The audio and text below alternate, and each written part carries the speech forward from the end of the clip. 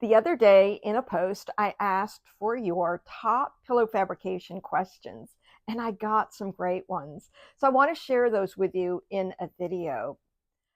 One of the questions was, how do you handle the bulk when you're sewing pillows with invisible zippers? That is such a great question.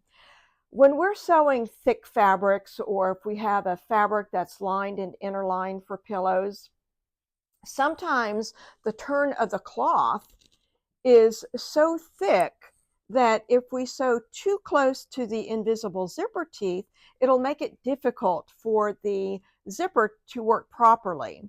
So what I'll do in that situation is I will go up to a size number 5 invisible zipper where the teeth are larger, the zipper tape is larger, and the zipper slide is a good bit larger than a size number 3.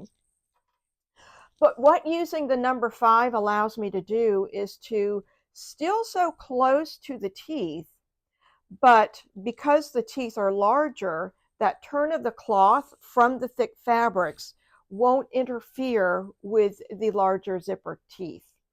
There have also been times when, even with a size number 5, my fabric has been so thick and so bulky that I have to sew a little bit farther away when I'm stitching the invisible zipper in, because because the fabric is just so thick.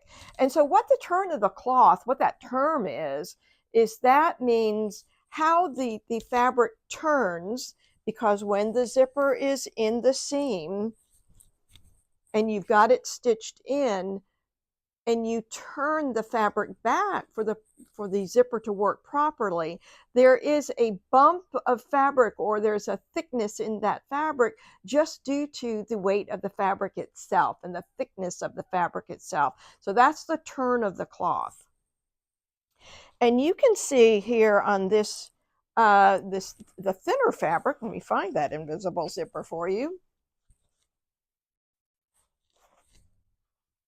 As I say, in an invisible zipper, the only thing you do see is the zipper slide, and having a difficult time finding it. There it is. There it is. Okay.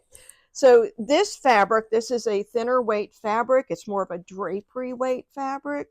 And the turn of the cloth is very thin because the fabric is thin. So Karen Erickson Sewing, thank you so much for that question. I hope that answers it. Just understand that it is possible to sew too close to the teeth of an invisible zipper.